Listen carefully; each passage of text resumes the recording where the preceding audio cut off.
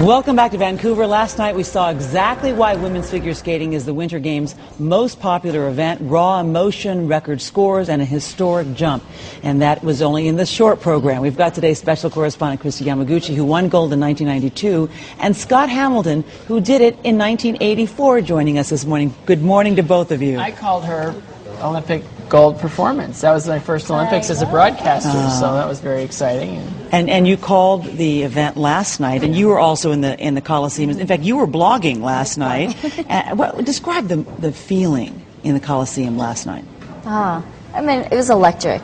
It was, I think, everyone is ready for it to finally get underway, the ladies' event, and anticipation to see the top contenders, how they would hold up under the pressure. And wow, Yuna Kim from South Korea did not disappoint from that first move. The look, yeah, that look. As soon as our music started, it was like, wow, okay, let's sit back. She was under immense pressure, and she didn't disappoint, and she scored, what, a 78.50. It's a world record in the short program. Scott, just how impressive is she? You know, as great as it is on TV, you've got to see it live to really, truly understand how special she is. She flies across the ice. There is absolutely no hesitation when she goes into these jumps, and they cover so much ice. You know, when you look at her compared to like a Mao Asada, Mao's brilliant, but much slower, much smaller, and doesn't have that same kind of up into the third level impact that Yuna has. And Yuna did everything she does in skating, everything is perfect. And it's kind of, how did this happen? I mean, there's no tradition of women's figure skating in Korea. They've had really good skaters in the past, but nothing like this. And so she doesn't need a triple axel, as Mao Asada has. Well, ironically, her combination, the triple toe combination, actually garners more points than Mao's triple axel double toe combination. So, you know, interesting analogy there, but she does have, like Scott says, other qualities that are beyond the other skaters. The speed, the power,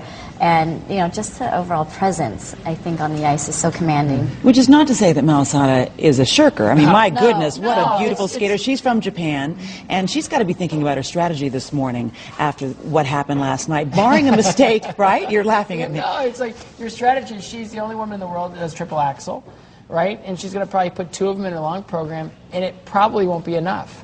Because the way that Yuna sets up her program is a beautiful triple axel. No, it's just gorgeous. But, you know, again, it doesn't have that same speed and the same flow across the ice.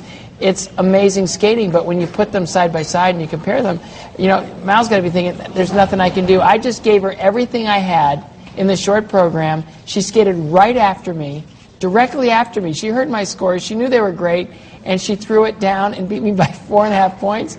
Not fair. No, that's not right. And they're both so good, and they've had such a long rivalry. But when it's back to back like that, it's really obvious, especially when you're in the building. We've got to get to the Americans because we've got two